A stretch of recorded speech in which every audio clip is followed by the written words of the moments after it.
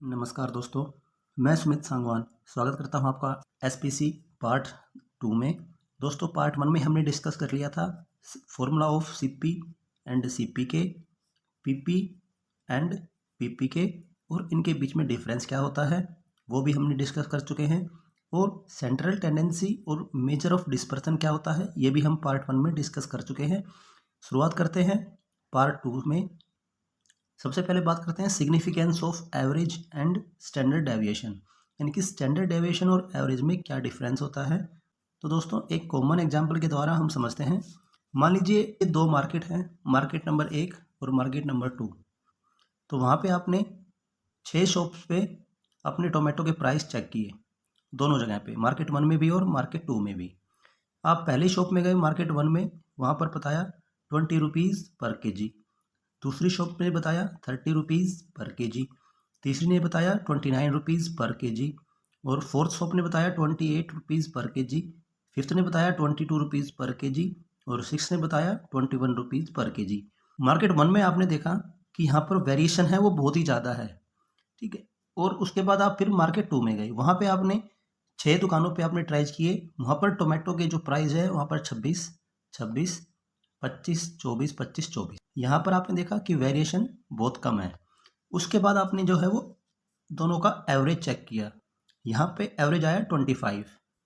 यहाँ पर भी आपने चेक किया एवरेज, यहाँ पर भी एवरेज आया 25, दोनों में सेम एवरेज आया, ठीक है। उसके बाद आपने चेक किया स्टैंडर्ड डेविएशन यानी कि सिग्मा।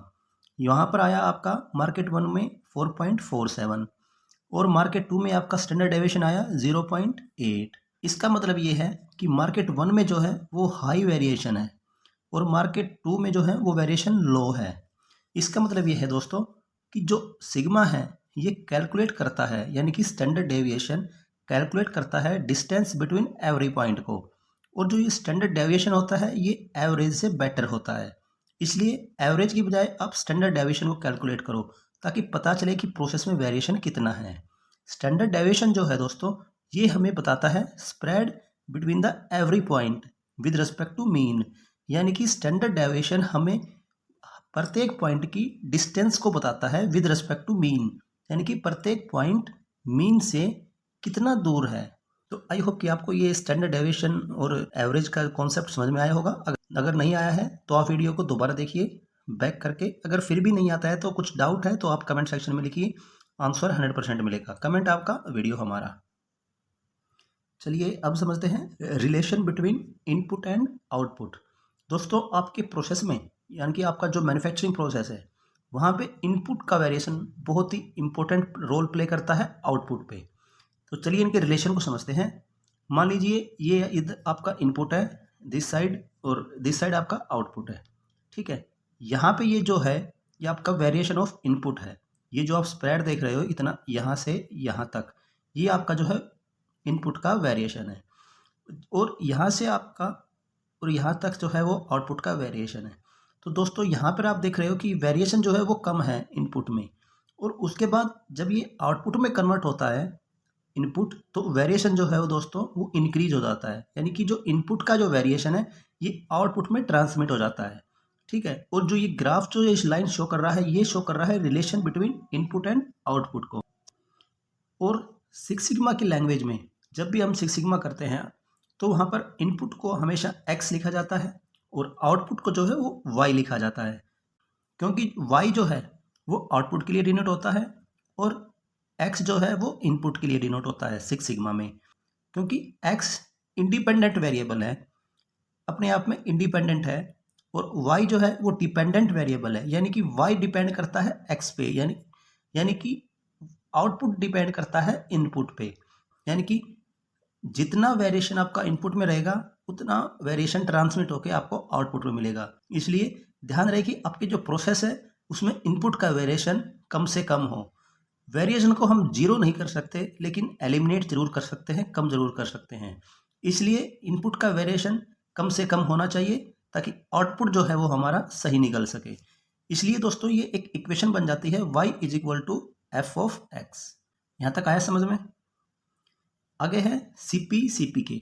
सीपी जो है ये डिनोट करता है प्रोसेस कैपेबिलिटी को, यानी कि ये हमें बताता है कि प्रोसेस का वेरिएशन कितना है प्रोसेस का स्प्रेड कितना है, विड्थ कितनी है प्रोसेस की।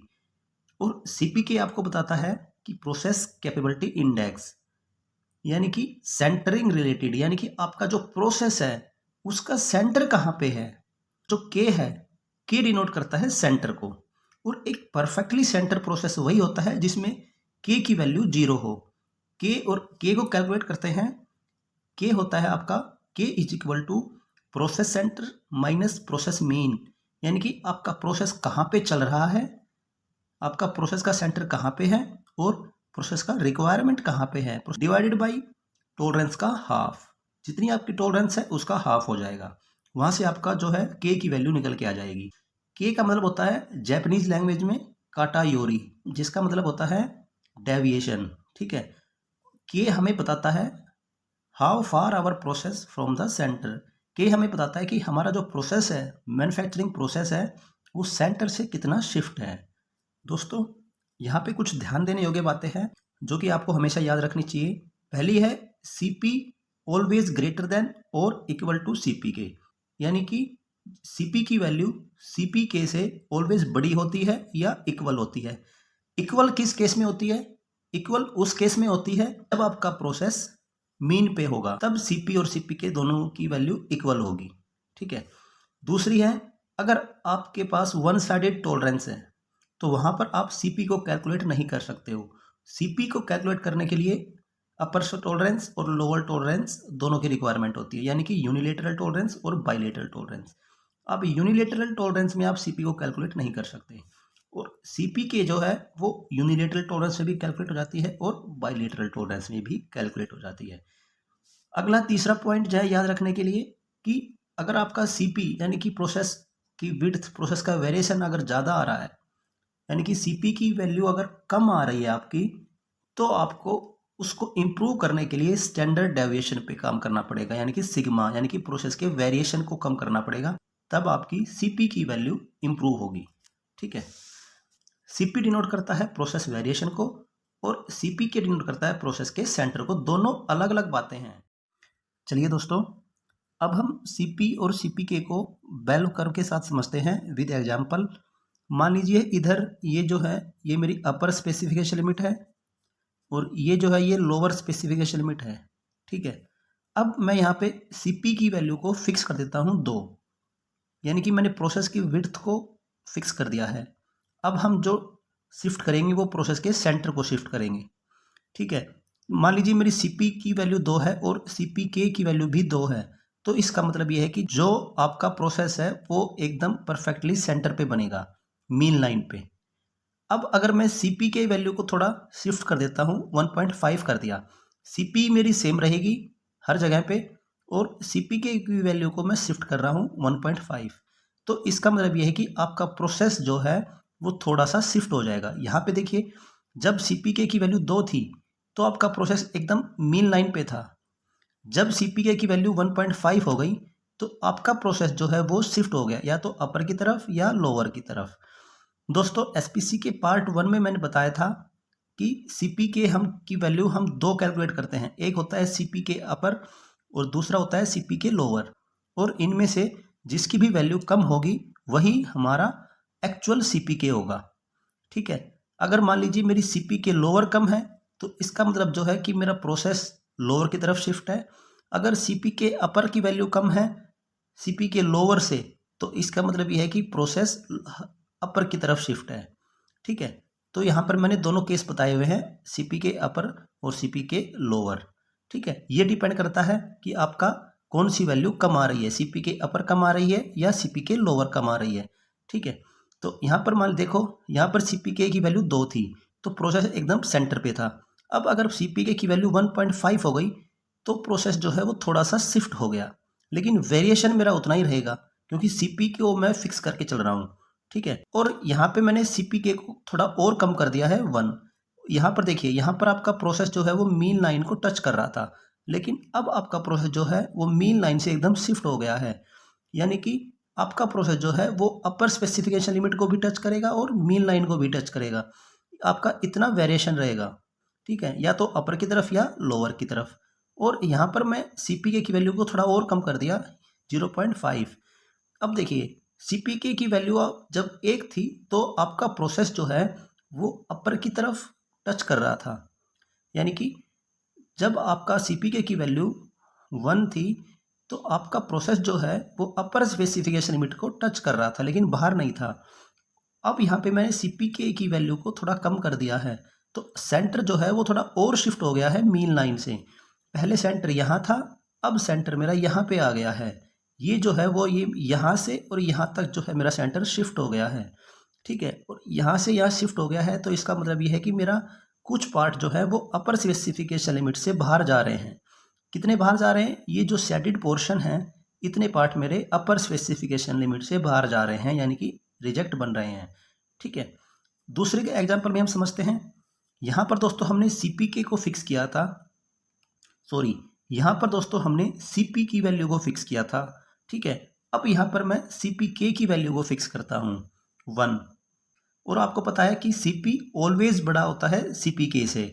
यहाँ पर हमने CPK की वैल्यू को शिफ्ट किया था, यानी कि प्रोसेस को सेंटर को शिफ्ट किया था। यहाँ पर हम प्रोसेस के वेरिएशन को शिफ्ट कर रहे हैं। CPK की वैल्यू मेरी हमेशा 1 ही रहेगी, ठीक है। अगर मेरी CPK की वैल्यू 1 है और CP की वैल्यू भी 1 है तो आपका प्रोसेस तो वो सेंटर पे रहेगा, लेकिन जो वेरिएशन है वो शिफ्ट हो जाएगा अपर की तरफ भी और लोअर की तरफ कोई भी। आपका प्रोसेस का जो वेरिएशन है वो अपर स्पेसिफिकेशन लिमिट को भी टच करेगा और लोअर स्पेसिफिकेशन लिमिट को भी टच करेगा, ठीक है। अब यहाँ पे मैं CP की वैल्यू को थोड़ा इम्प्रूव करता हूँ, ठीक है। मान ली देखो यहाँ पर CP की वैल्यू 1 थी तो प्रोसेस अपर को भी टच कर रहा था और लोअर को भी टच कर रहा था, लेकिन मैंने CP को अब इम्प्रूव कर दिया है 1.5। तो प्रोसेस जो है वो आपका वन साइड शिफ्ट हो गया है, यानी कि मीन से या तो अपर की तरफ या लोअर की तरफ, ठीक है। ये डिपेंड करता है आपका CPK की वैल्यू। ये जो प्रोसेस का जो शिफ्टिंग है ये डिपेंड करता है CPK से, लेकिन मैंने यहाँ पर CPK को फिक्स किया हुआ है। मैं चेंज कर रहा हूँ सिर्फ CP की वैल्यू को। यहाँ पर 1 थी, मैंने थोड़ा और इम्प्रूव किया, 1.5 हो गई। तो पहले मेरा प्रोसेस इतना था, अब मेरा प्रोसेस जो है वो इतना रह गया है, ठीक है, यानी कि वेरिएशन थोड़ा कम हो गया है। अब मैं थोड़ा और इम्प्रूव करता हूँ, ठीक है। अब मैं इम्प्रूव करता हूँ CPK की वैल्यू को 2। अब मैंने यहाँ पर 1.5 था, अब मैंने कर दिया CP को 2, ठीक है। अब मैंने 2 कर दिया तो मेरा प्रोसेस का वेरिएशन जो है वो बिल्कुल ही कम हो गया, लेकिन मेरा सेंटर वही है, ठीक है, क्योंकि मैंने CPK को फिक्स किया हुआ है 1। तो मेरा CPK जहाँ रहेगा मेरा प्रोसेस का सेंटर भी वहीं पे रहेगा। चलिए दोस्तों थोड़ा और तरीके से समझते हैं। चलिए दोस्तों थोड़ा दूसरे तरीके से समझने की कोशिश करते हैं। मान लीजिए पहले हम डिस्कस करेंगे सिर्फ CP को, ठीक है। अब CPK को भूल जाइए, हम सिर्फ CP को डिस्कस कर रहे हैं। मान लीजिए ये मेरा अपर स्पेसिफिकेशन लिमिट है USL और ये मेरा जो है लोअर स्पेसिफिकेशन लिमिट है LSL, ठीक है। और ये जो है ये मेरा मीन लाइन है। चलो हम पहले CP को डिस्कस कर रहे हैं, CP को भूल जाइए। अगर मान लीजिए आपकी CP जो है वो 2 है, ठीक है, तो आपका जो प्रोसेस है वो एकदम बिल्कुल लो वेरिएशन बनेगा, ठीक है। वेरिएशन जो है वो ज़्यादा नहीं रहेगा, आपका बिल्कुल सेंटर में रहेगा। और ये डिपेंड करता है आपका जो प्रोसेस का जो सेंटर है ये आपकी CPK की वैल्यू पे डिपेंड करता है कि आपकी CPK की वैल्यू कितनी है। अब अगर मान लीजिए आपकी CP जो है वो आ गई 1.5, तो आपकी जो वेरिएशन है वो थोड़ा और ज़्यादा हो जाएगा, यानी कि यहाँ से और यहाँ तक हो जाएगा, ठीक है। अब अगर आपकी CP थोड़ी और कम आ गई, यानी कि CP आपकी आ गई 1.0, तो आपका जो वेरिएशन है इस केस में CP, जब आपकी CP 1 होगी तो आपका जो वेरिएशन है वो अपर को भी टच करेगा और लोअर को भी टच करेगा, यानी कि अपर स्पेसिफिकेशन लिमिट को और लोअर स्पेसिफिकेशन लिमिट को भी टच करेगा ग्राफ में, ठीक है। अगर आपकी CP की वैल्यू थोड़ी और कम आ गई, CP आ गई आपकी 0.5, ठीक है, तो आपका प्रोसेस जो है वो स्पेसिफिकेशन लिमिट से बाहर चला जाएगा, ठीक है। ये आपका प्रोसेस जो है वो बाहर चला जाएगा। लेकिन सेंटर कहाँ है, ये सेंटर अभी डिपेंड करता है कि आपकी CPK की वैल्यू कितनी आ रही है, ठीक है। चलिए अब हम समझते हैं CPK को। मान लीजिए ये आपकी अपर स्पेसिफिकेशन लिमिट हो गई और ये हो गई आपकी लोअर स्पेसिफिकेशन लिमिट, ठीक है, और ये आपका हो गया मीन लाइन, ठीक है। अब मैं अगर CPK की वैल्यू को 2 रखता हूँ तो मेरा प्रोसेस जो है वो परफेक्टली सेंटर में रहेगा। और कितना वेरिएशन रहेगा, ये विड्थ कितनी होगी, ये डिपेंड करता है सीपी की वैल्यू पे। ठीक है, उसके बाद अगर मैं थोड़ा और कम करता हूँ, सीपी के को कम करता हूँ मैं 1.5, तो जो प्रोसेस है जो एकदम मीन पे था वो थोड़ा मीन से हटके थोड़ा यहाँ पे आ जाएगा। ठीक है, अपर की तरफ या लोअर की तरफ। उसके बाद मैं अगर और कम करता हूँ सीपी के को, अगर मैं 1.0 रखता हूँ, तो वो तो आपका जो मीन है वो आपको या तो अपर की तरफ टच करेगा बाउंड्री को, या लोअर बाउंड्री को टच करेगा। ठीक है, और अगर मैं सीपी की और अगर मैं सीपी के को 0.5 कर देता हूँ, तो आपका जो प्रोसेस है, अगर आपका प्रोसेस सीपी के 0.5 है, तो आपका प्रोसेस जो है वो हल्का सा स्पेसिफिकेशन लिमिट से बाहर चला जाएगा। ठीक है, लेकिन ये विड्थ कितना रहेगा, ये डिपेंड करता है सीपी की वैल्यू पे। ठीक है, तो दोस्तों आई होप कि आपको ये वीडियो समझ में आया होगा।